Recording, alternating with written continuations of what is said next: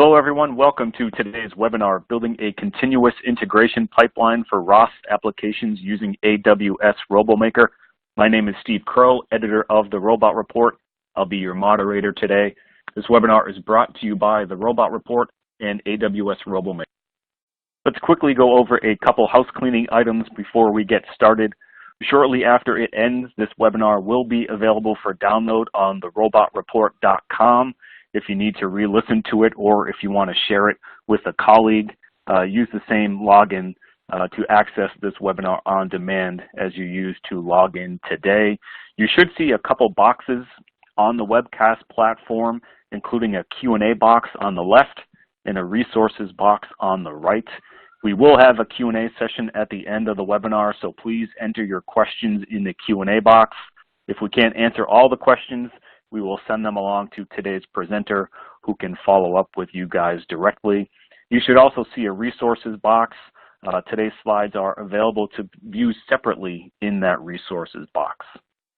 It's my pleasure to introduce today's presenter, Jeremy Wallace, Senior Specialist Solutions Architect of Robotics at Amazon Web Services.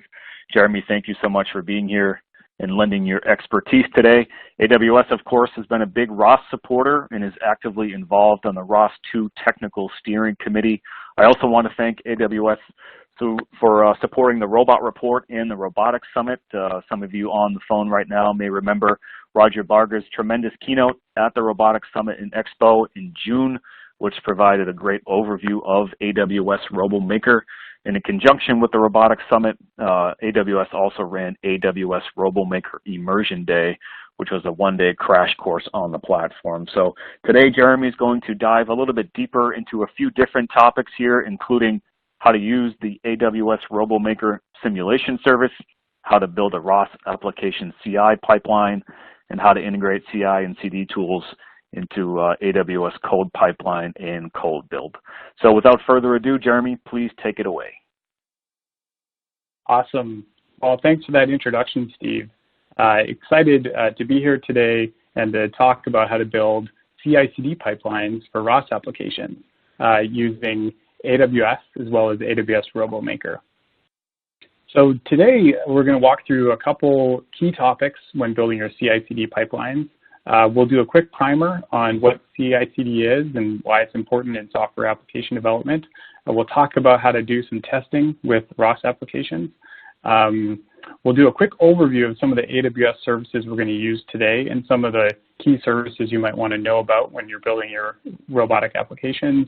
And then we're going to dive into the architecture around building a CI/CD pipeline using a set of AWS services alongside AWS RoboMaker. All right, so as a primer for today's conversation, let's bring in some of these terms. So continuous integration. This is when you as a ROS developer will be continuously merging your code into a shared branch regularly. This is important because as you're building your code, you want to make sure that it's going to work with your colleagues and their code that they're writing. So by continuously integrating this to a shared branch, we're preventing some of the downstream integration issues that can be caused when developers are working in silos. Continuous delivery refers to creating ready-to-deploy artifacts. In the case of ROS application developers, this is going to be those bundles that you create and are able to deploy to both your simulation environments as well as your physical robots.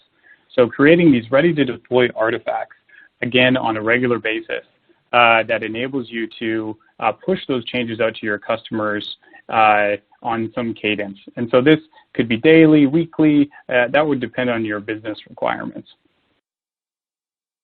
So finally, we have continuous deployment. This is when every change that gets submitted and merged into your integration branch results in an actual deployment. So in robotics, that could be a test fleet. Maybe you want to test your applications physically after a change is made to the integration branch.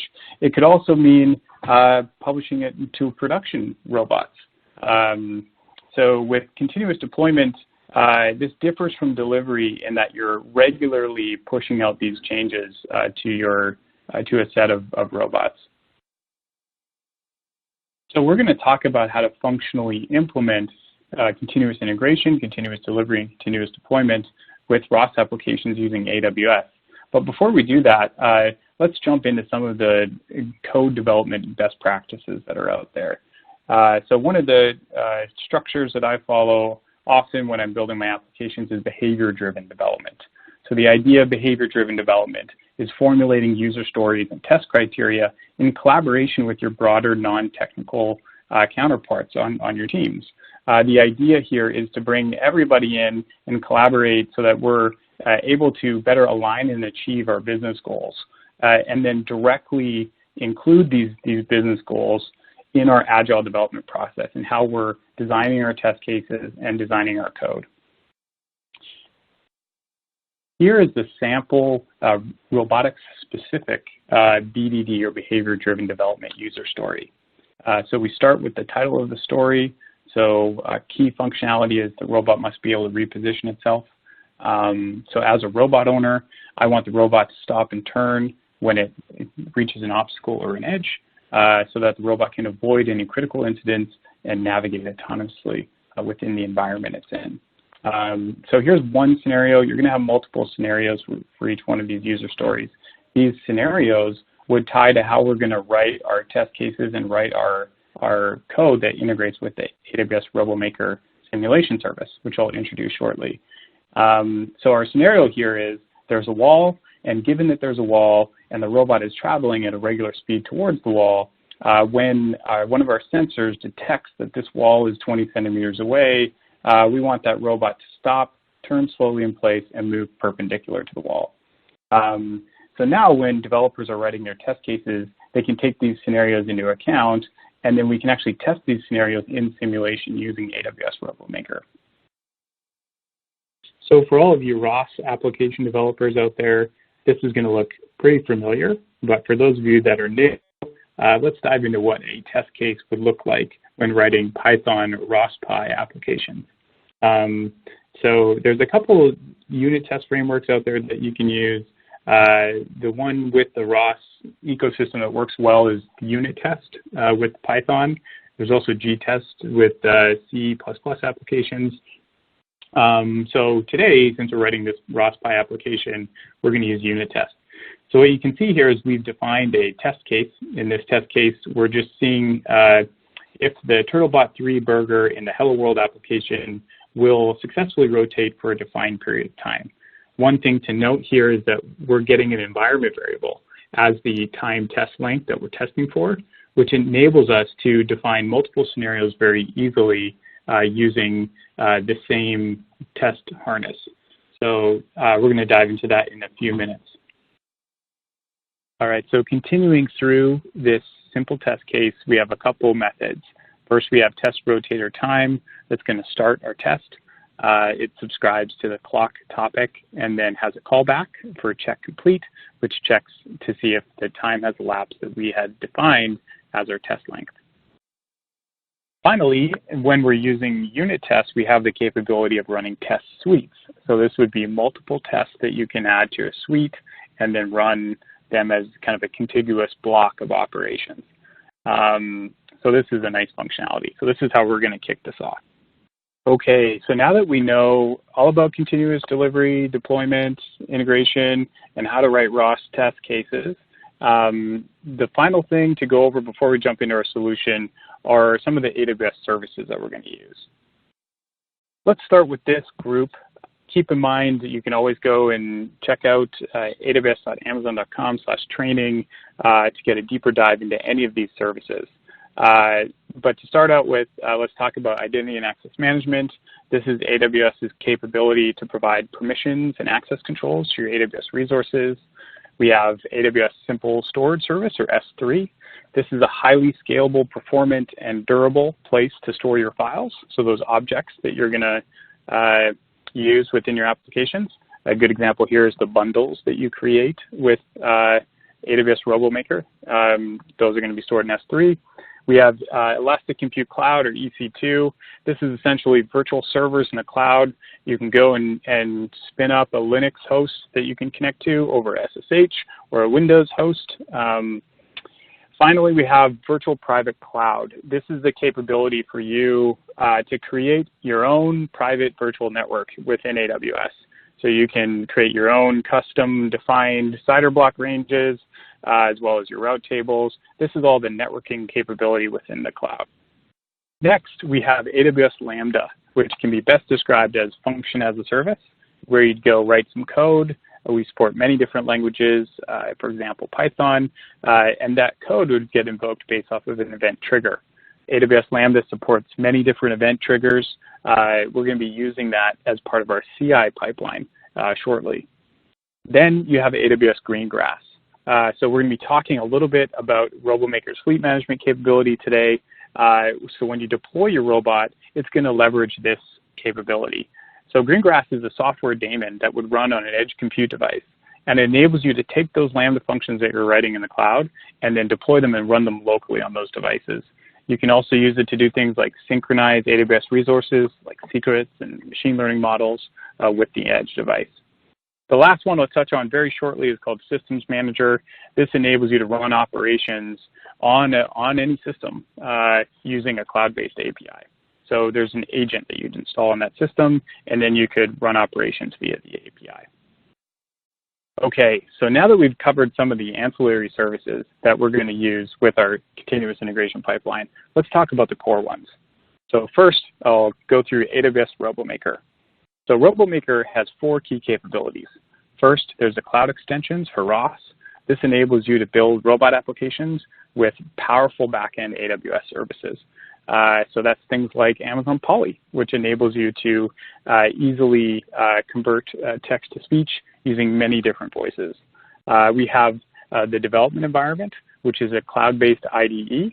We have a managed simulation service. This is with a simple API. You can kick off your ROS application in a managed simulation environment and get access to things like Gazebo, RQT, RViz, and then dump all those logs and data out to S3 where you can analyze them. Finally, we have fleet management. This enables you to easily deploy your robot applications, those ROS bundles, over the air to either test robot fleets or production robot fleets. Here's the console for AWS RoboMaker. On the left, you can see the 4 different key capabilities, and what we're going to be doing is really getting hands-on with this today. First, we'll sign into the Cloud IDE in RoboMaker and start the development. So developers in the IDE can easily clone a Git repository, create a new feature branch, and start their development work. Next, once they're ready to try it out and see how it works, they could run ROS locally within the development environment. It comes pre-configured with ROS1 melodic or kinetic. And then they can also run simulations to see how their features are functioning. Once they're ready, they can go ahead and merge it with the integration branch. So let's do this together.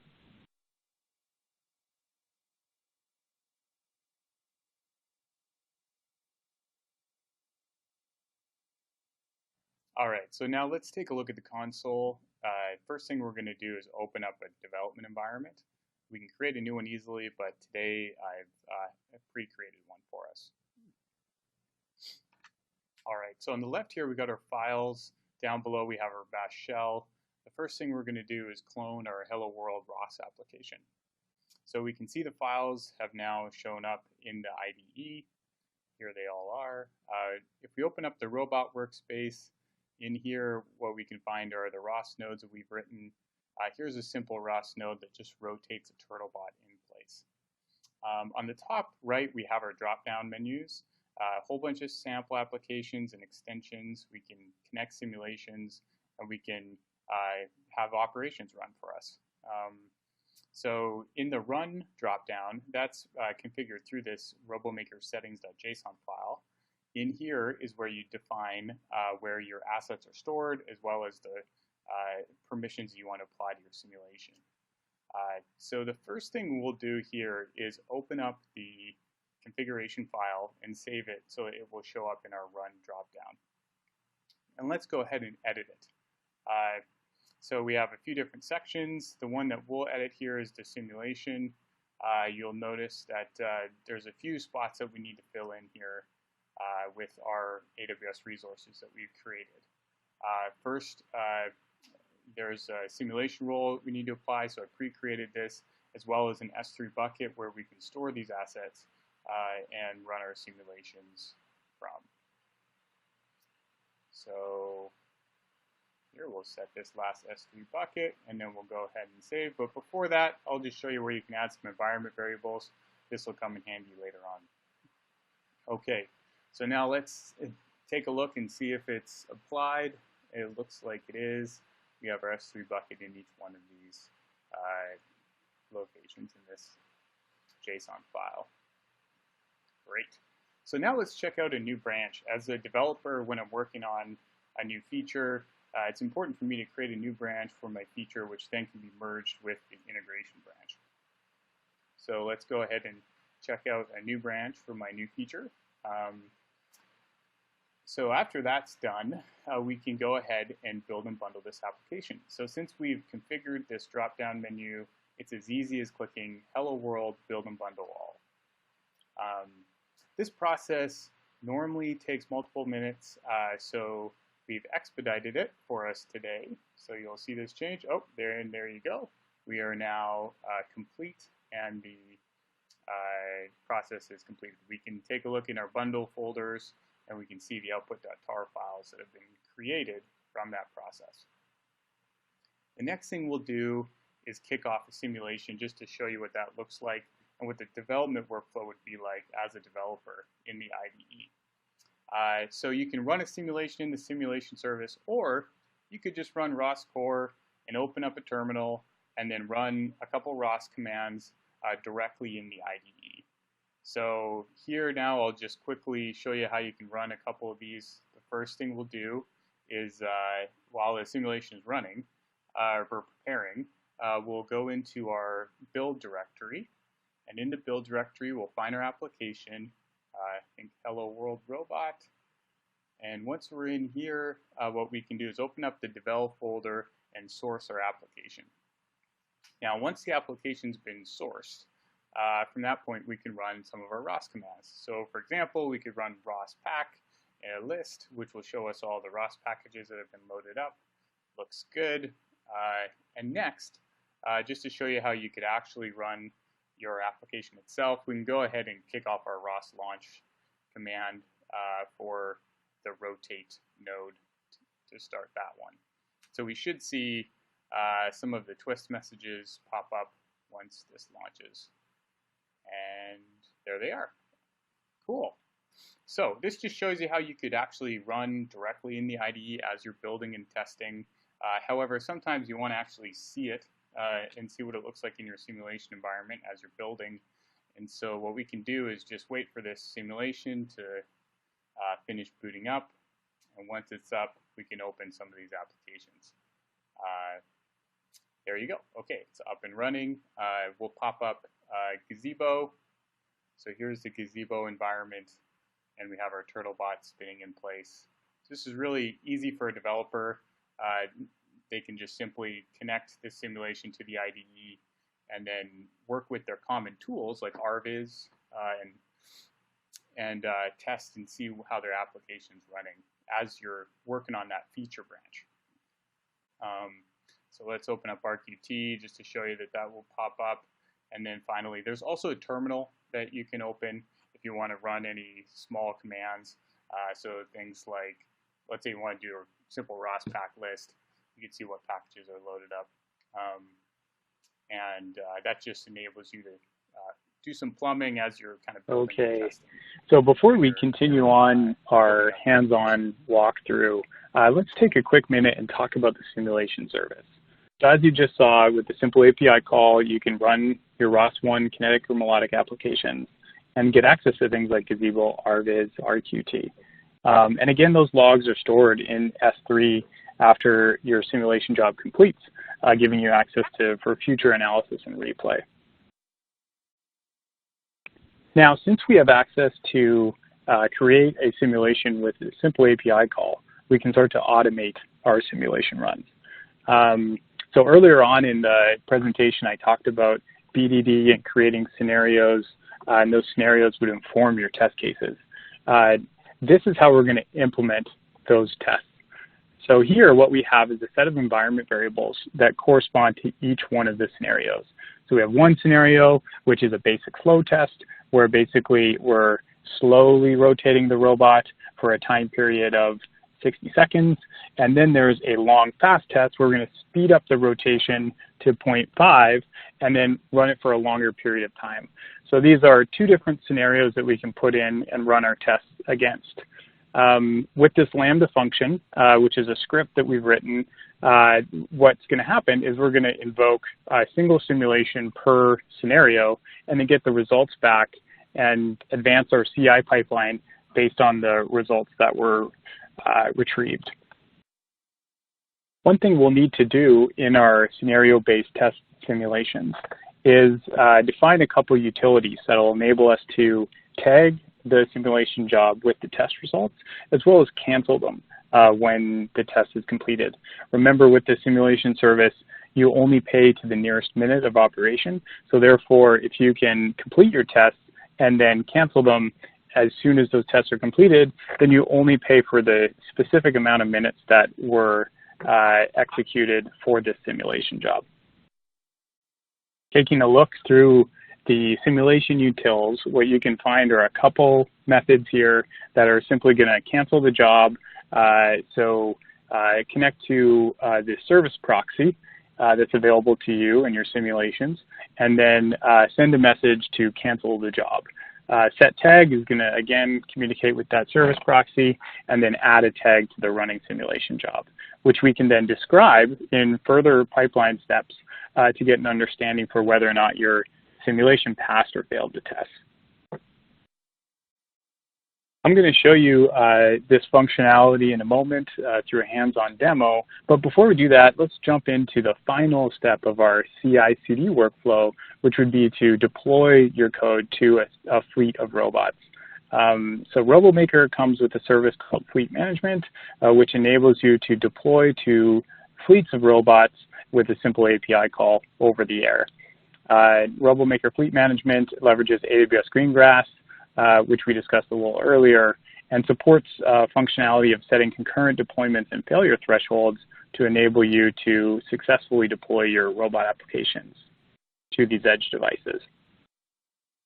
Okay, so the next step is to bring this all together as part of a pipeline. To do this, we're going to use a couple key AWS services. First, we're going to use CodePipeline, which is a service that enables you to visualize and automate each of the stages of your software release process.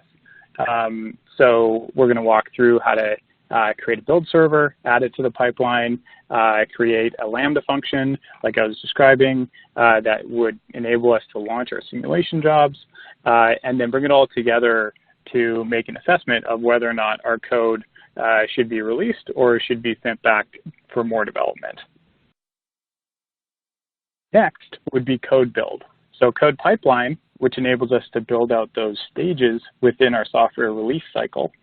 CodeBuild is the build server and test processes that you want to implement within your CI pipeline. So with CodeBuild, you'll see in a moment as we get hands-on with this, you're able to select a Docker image that's stored in Docker Hub or within an AWS Elastic Container Compute repository and use that as a basis for your build server. You, again, only pay for the amount of time that's consumed within your build process. So this means you don't have to have these servers up all the time, and you only pay for the actual time that is consumed during the process.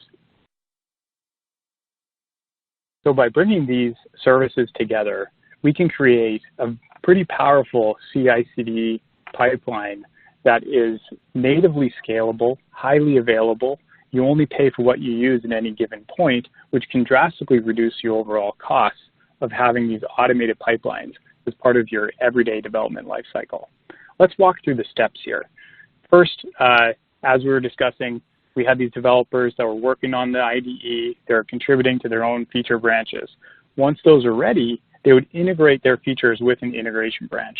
From there, we can clone on a Git hook that merge and kick off our pipeline. We're going to use CodeBuild to build and bundle our ROS application.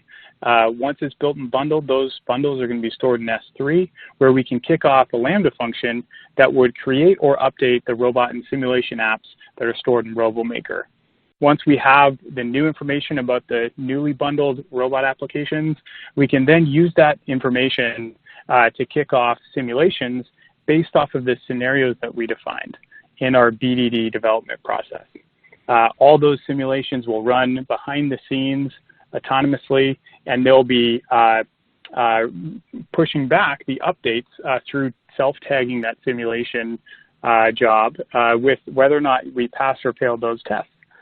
Then we'll have a Lambda function that's checking to see the status of those simulations.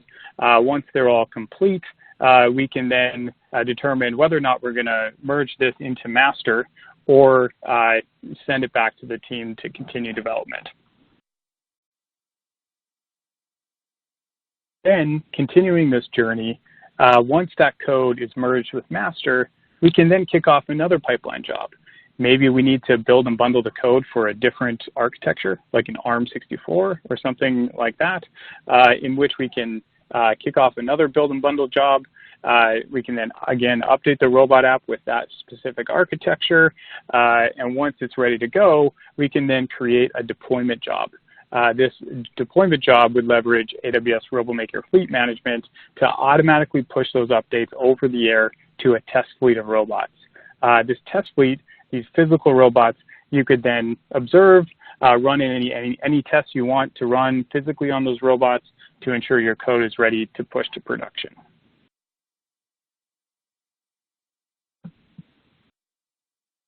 Then bringing it all together, this is what we're going to build today from a high-level view. We're going to have our development branches merged into integration. It's going to kick off a code pipeline. We're going to run through these steps. The only difference in this architecture, this high-level view architecture, you'll notice the bottom is step functions. So sometimes folks are going to want to have simulation jobs that don't run for just a few minutes, but maybe run for hours or longer. So in that case, you wouldn't necessarily want to hold up your integration pipeline. So another workflow here would be to decouple that as a set of step functions just being a mechanism of running a state machine for Lambda functions in the cloud. So we're not going to go into too much depth into that workflow today. We'll focus on just a simple continuous integration pipeline.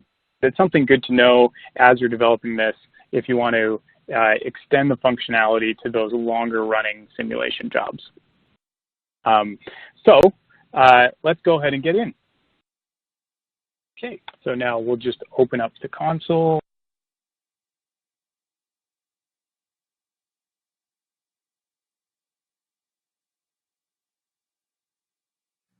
Okay, so we'll go ahead and pick up where we left off in the Cloud9 IDE. The first thing we'll do is just stop this running simulation. It's easy as pressing stop in this dropdown. Then once this is terminating, we can go and check out our build spec. So this is the file that's going to define the operations that run when we kick off a build through the code pipeline. So first we're going to install some packages, including things like Colcon. Right here are the sources lists for the AWS cloud extensions and the Python SDK. We have some commands to run our Colcon build and bundle. And then finally, we're going to update our simulation app, upload it to AWS, and then kick off this Lambda function that's going to run our test simulations. Okay, so in order to do this, we're going to have to create a new pipeline, a code pipeline. So to do this, we'll open up CodePipeline, press Create Pipeline, and we can start off by entering in a pipeline name. We'll call this pipeline Hello World Application, and we'll select it to create a new service role for us. So we're going to use GitHub as a source provider, but you have other options as you noticed. So what I've done is I've cloned the AWS sample application Hello World, created some branches, and then made some modifications so we can demonstrate this today. We'll use GitHub webhooks, and then we could select our build provider. So this you can select CodeBuild or Jenkins. There's whatever you feel most comfortable with. The nice thing about CodeBuild, it has some nice integrations with AWS services. So we'll go ahead and create our build project. We'll call this Hello World ROS App Build Server, and then give it a quick description so we know what this is later on. And we'll mention that this is a melodic application that we're building and bundling on this build server. Okay, so the next thing we're going to have to do is specify the Docker image we're going to use as the base. You could use our ECR repository if you want to have a custom Docker image.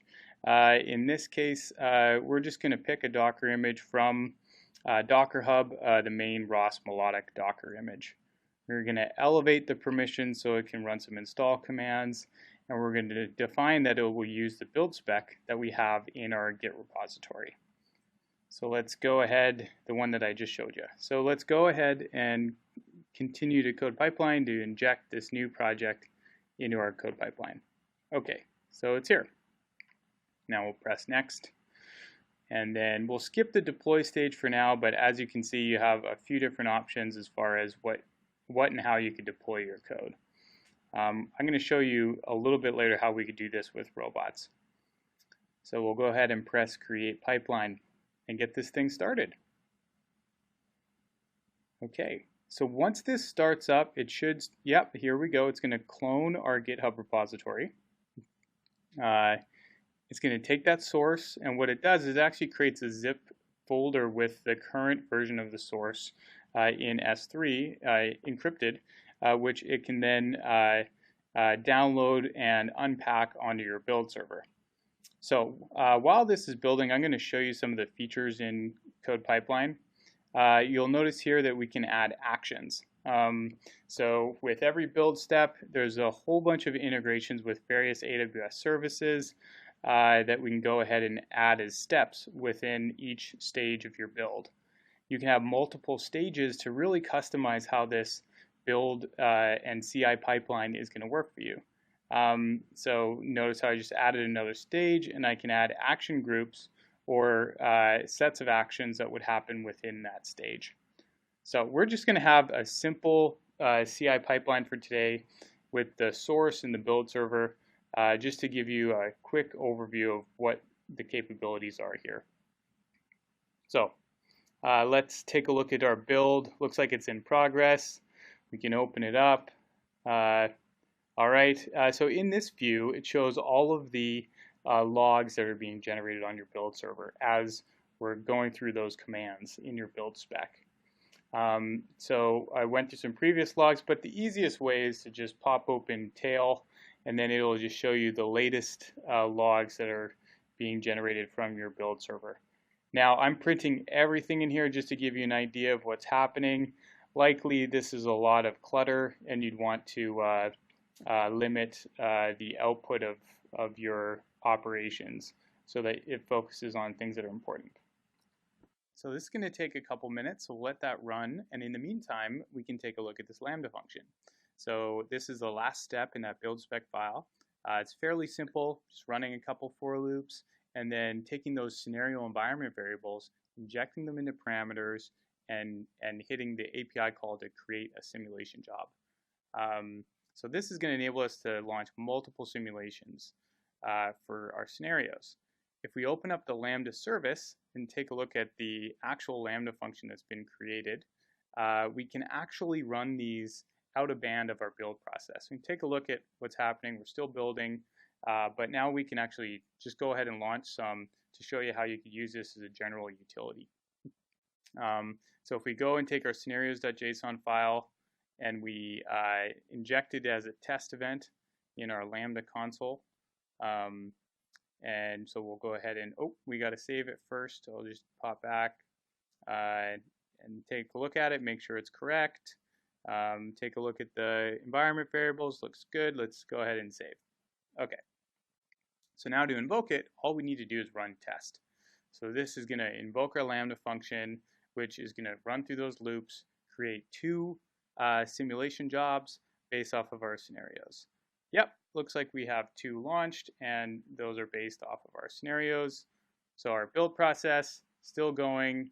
Looks like it's almost done, so those simulation jobs are going to show up pretty quickly in our RoboMaker console. So let's go ahead and check it out in there. So the first two here, it looks like they're running. These are from the Lambda function that we invoked. So we can go and take a look at the parameters and the metadata, make sure that's all correct.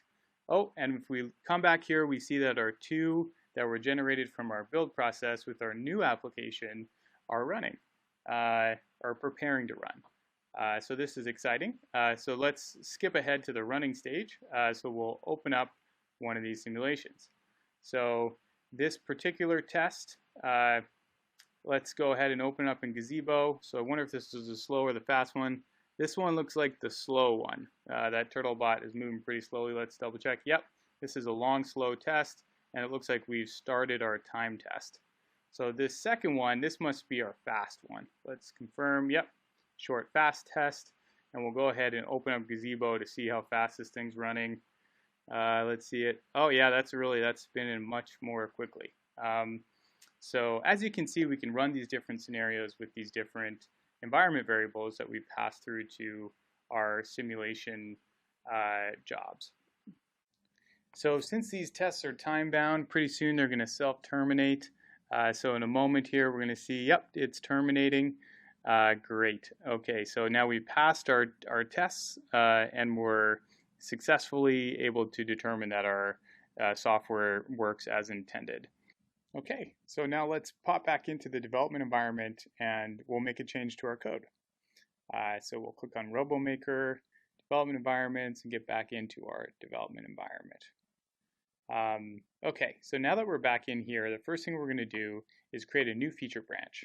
So now we can start writing some changes to the code, add in some new features, and then once we're ready, we can go ahead and merge it with the integration branch to kick off our pipeline. So I guess the easiest thing to add here would be just a change to the default speed that the TurtleBot is rotating. So we'll go ahead and change that to 0.3. So we'll make that change and then add the file to Git so we can then push it to our feature branch.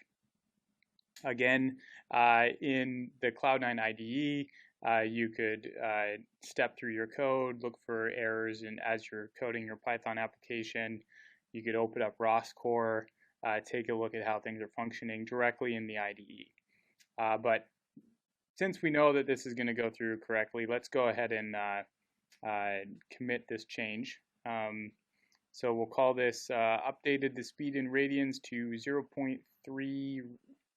We'll be a little bit more specific, I guess. The default speed in radians, I guess it's radians per second, to 0.3. Okay, so people know what happened in this change. Okay, so now this is in our feature branch. We can go ahead and push it. Oh, I guess we got to set our upstream origin because it's something new. Cool. So now it's in our Git repo. Let's clear. The next thing we'll do is now check out our integration branch.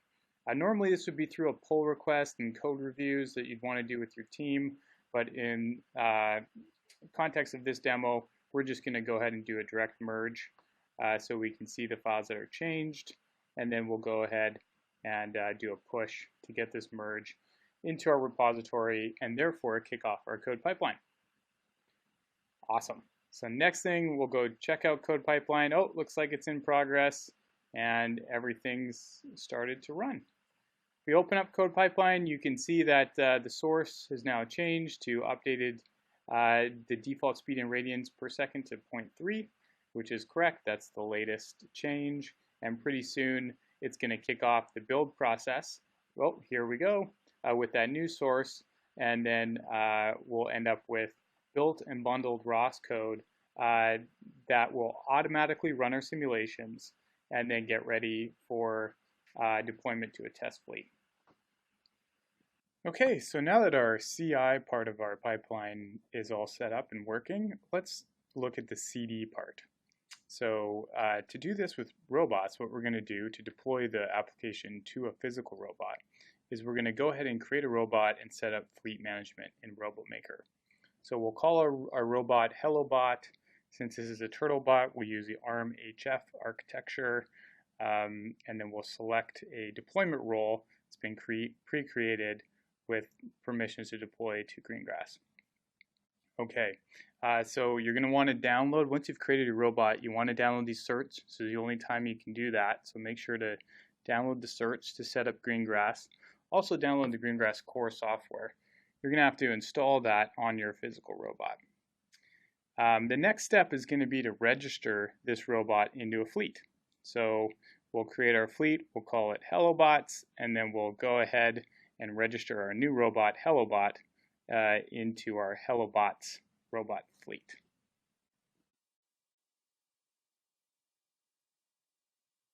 Okay, perfect. So we have our robot set up.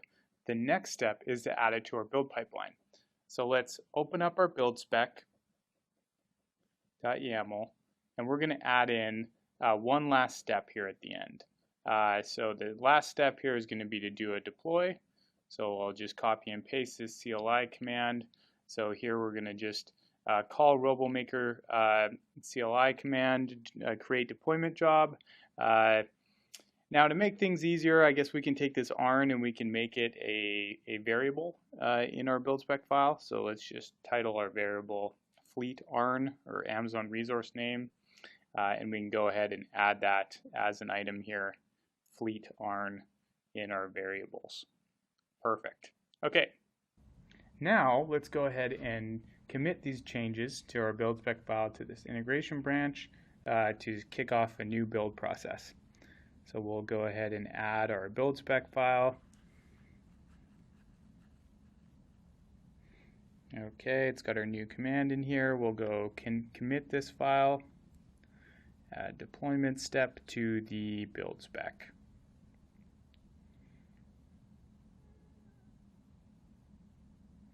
Okay, looks good to me. Maybe we'll add test robot deployment to be more specific, and we'll go ahead and go push. Okay, so now that it's up in our integration branch, what we can do is pop over to CodePipeline and then just make sure that the pipeline is running. That we received the change, and looks like we're good to go. Okay, amazing. Let's now go take a look at the actual deployment. Let's see if it pops out to our robots. Okay, yeah, it looks like we have a deployment, and it's about to show up on our TurtleBot. So you see a lot of other failed and canceled ones. I've been playing around with various settings and testing things out, so that's why you see those there. But in a few moments, we're going to see this live running on our TurtleBot. Okay, so now the fleet management service in RoboMaker is going to do the deployment. It'll connect to the running Greengrass daemon on the TurtleBot, and then go ahead and download the code, unpack it, and launch your ROS application on the device. Okay, so it looks like the code has been downloaded, and now it's going through its launching phase. Let's wait until it's fully in sync, and then we can take a look at what's going on in the TurtleBot. All right, any minute now, and okay, we're in sync, and we've had a successful deployment. Let's go check out the TurtleBot. And our TurtleBot is spinning. So that is the end of our CI/CD Okay, pipeline. so hopefully that kind of gave you a good insight into how you could build this stuff yourself. But before we end, it's important to talk about what it's going to cost. So a quick breakdown of the services you saw today and their costs.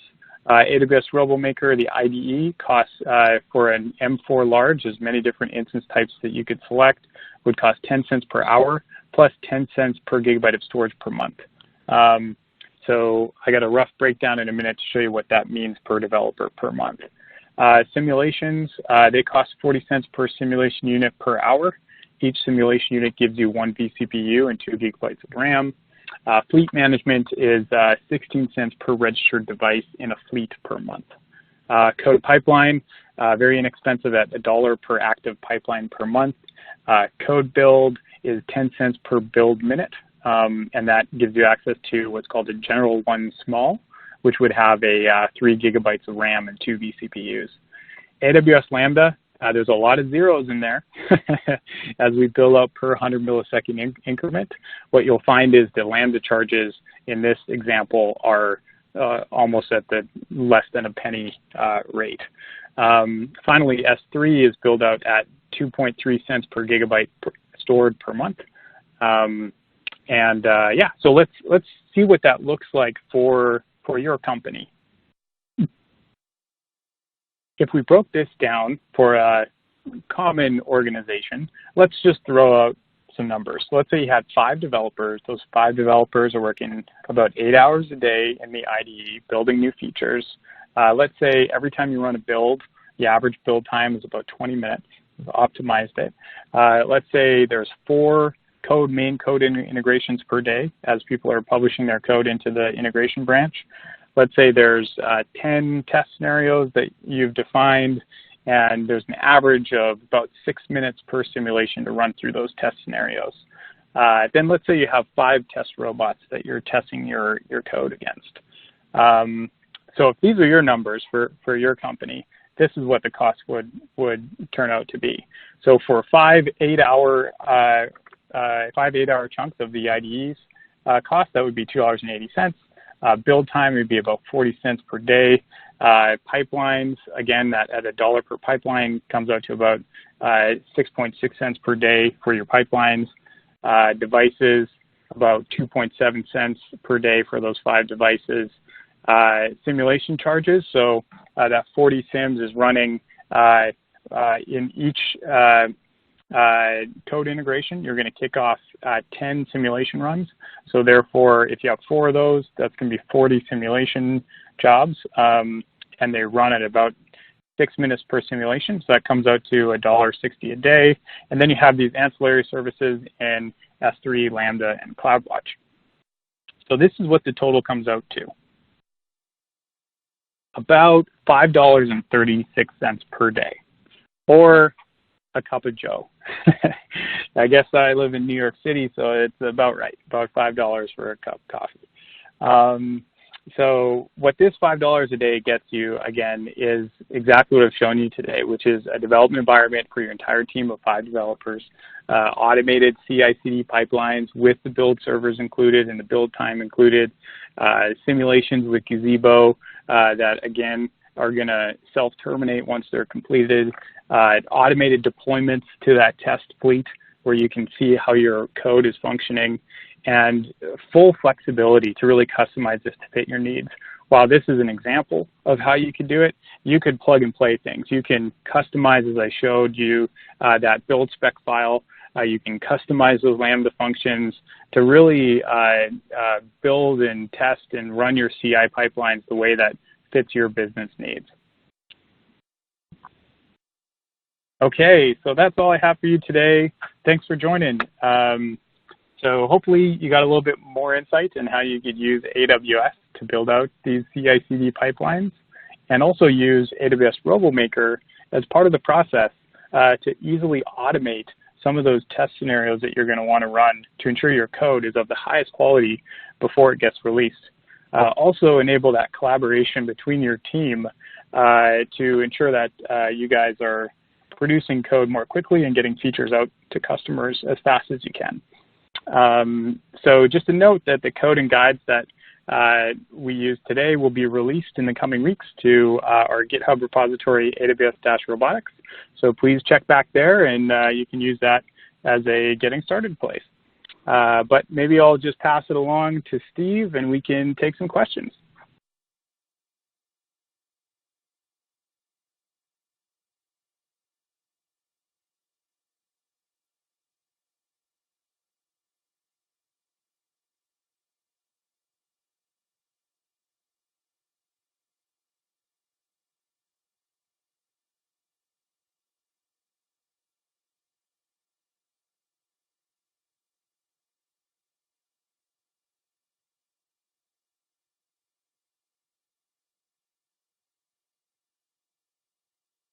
Jeremy, awesome stuff. Thank you so much for the insight here into AWS RoboMaker. $5 for a cup of coffee in New York City, that's a bargain, my friend. Yeah, totally. I guess I know my. So, yeah. So we got a bunch of questions that have come in from the audience. Thank you guys very much for submitting those questions. We have about 10 minutes here remaining in the webinar, so there's still some time to get a question in. Just submit it to Jeremy through the Q&A box that you see on your screen. But the first question here from, hopefully I'm pronouncing this correctly, Bido Robotics. Jeremy, what if a new feature needs at least 2 ROS packages to be updated together? Yeah, absolutely. And so you could include your multiple ROS packages within your workspace. And when you run Colcon build and bundle, it's going to build and bundle all the ROS packages that are within your workspace. However, the nice thing with some of the tools that I showed today, things like CodePipeline, is that you really have full flexibility in what commands are being run within your build server. So you can go in that build spec and define any operations that you need for your specific use case. And so that really gives you that flexibility of building and bundling and bringing things together. For the simulation service, the idea with the managed service is you pass along a simulation ROS application as well as a robot ROS application. And then what the simulation service does is it goes ahead and launches both of those ROS applications so you can communicate over things like ROS topics. But yeah, with those tools, I think you do get a lot of flexibility to bring in any of the packages that you'd like to use. And if you have multiple packages, building and bundling those together in a way that fits your business use cases. Awesome. The next question here is from Rick. Maybe just a point of clarification. Rick's wondering, where is the computer located that Jeremy is running all of those commands? Is it his local computer or is it an EC2 instance? If EC2, then it means we need to have one EC2 running to develop. Okay, well here, how about I'll give you a couple layers to that. So that computer is running within EC2, which is Elastic Compute Cloud.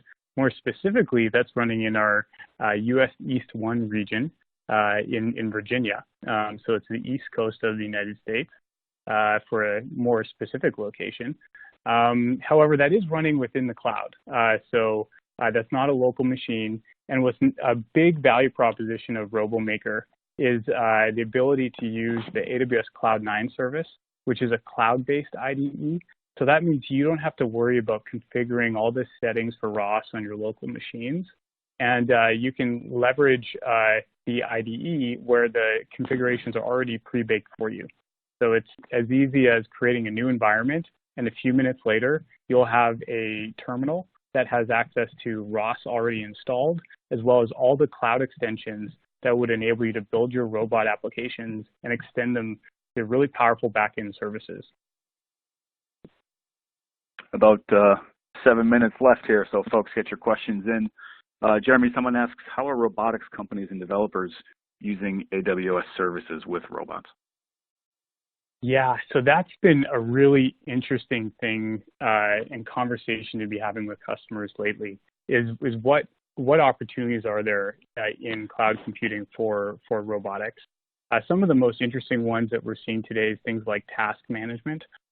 So what you can do is have a queue of jobs that you need to run within the cloud. You can have interfaces in the cloud, like through mobile applications or web applications that can help you orchestrate those tasks. And then you can push down those tasks to a set of robots, so not just an individual one. You could have a fleet of robots that are all communicating with the central server and pulling jobs and then performing those actions. So that kind of centralized task orchestration in the cloud has been a common use case for a lot of businesses. However, another key advantage of the cloud is just the massive amount of resources you have access to. So you can horizontally scale these cloud services. Some of them, like Kinesis, for example, which is our real-time stream processing service. These things are going to horizontally scale for you behind the hood. However, you could always set up things like EC2 to auto scale. So that means as you're collecting data, your robots only have so much onboard storage and onboard compute. So with the cloud, what it enables you to do is capture all the data, is send that data over the wire up into the cloud, and then now you can store and capture that data for analytics downstream in the future. You can use the cloud to do things like train machine learning models based off of that data, and then retrain them, and then synchronize your robot fleet with the new machine learning models as you want to push them down. So those are just a couple of the use cases. And I think there's just so much more to discover here. And I'm really excited to see how customers begin to use the cloud and RoboMaker more specifically. Just about 5 minutes here. Here's a question from David. Jeremy, is it possible to skip tests in the pipeline, by example, with a keyword in commit? To skip a test? Yeah, I mean, I don't see why not. You could pass in a environment variable or a parameter that would define which tests you want to run. A really interesting way or thing about the way that we set up this particular example is with this idea of a scenario, is with the environment variables that you pass through, you can really hone in on the specific scenario in simulation you want to test for. So using those environment variables, you could absolutely trigger certain tests and prevent other tests from running. And then secondly, a good thing to add here is you'll notice in that utilities, there was a method that would cancel a job. So let's say you're running through a set of tests and the first one fails and you know, well, we don't want to continue on because we know the first one failed and there's no point in running the simulation any longer. You can go ahead and cancel that right away. So that might be another way to say you can prioritize those tests and say these ones are the most important, maybe the more longer running ones, do those first. And then if they fail, then just cancel the job. And then that way you don't pay for the entire operation of the simulation job. How about one more question here for you, just to sort of wrap things up. Just again, quickly overview, what is AWS RoboMaker, and why should the folks who listened in today, what are the benefits that they should know most about? Yeah, so I mean, I would say with RoboMaker, what it enables you to do is just get started with your ROS application development much more quickly. And the most important piece of RoboMaker, I think, is it enables you to get new features out to your customers faster. And so there's a lot of really interesting innovation that's happening in the robotics space. The industry is moving very quickly, as you probably know, Steve, all the stuff that you do. And so you want to stay ahead of the curve. So the best way to stay ahead of the curve is to have a really efficient and really easy way to create new features and deploy them regularly to your production fleet so those customers can gain access to those new features. And I think using stuff like fleet management enables you to do that securely, enables you to do that effectively and safely, do those deploys, and so that you can get those features out quicker to customers, and then you can develop that whole development life cycle enables you to do that quicker and get your features out faster. So I think that's probably the most exciting part about RoboMaker. But for all those that are listening today, I think the best thing you can do is just sign into the console and try it out. I think that's the best way to get your hands on it. Awesome. So I know there's a lot of other questions that we haven't yet gotten to. We will pass those along to Jeremy after this ends. But Jeremy, what's another way that folks can get in touch with you if they have other questions? Yeah, I mean, I would say probably the best way, I'm on GitHub. You can go check out my repos. You can communicate with me as we're building things there. That's the community that I tend to log into the most. Yeah, it's probably the best way. Awesome, great. So that's just about going to do it for us today. Jeremy, big thank you for joining us. Jeremy Wallace, Senior Specialist Solutions Architect of Robotics at Amazon Web Services. Thank you to AWS RoboMaker for sponsoring this event. We look forward to working with you guys further in the future. Thank you for your support of the Robotics Summit and Expo this past June in Boston. And of course, thank you to everyone who attended today. I've seen several folks ask this question. This webinar will be available for download shortly on the robotreport.com. We'll also be including it in some of our upcoming weekly newsletters as well that goes out on Wednesday. So we hope you can join us October 17th at 2 p.m. for our next webinar on robotics as a service. My colleague Dan Cara will analyze the business, legal, technical, and operational aspects of RAS, and he'll also share some examples of companies that have embraced and successfully employed the RAS model. So we hope to see everybody then. Jeremy, thanks again. Take care, everybody. All right. Bye.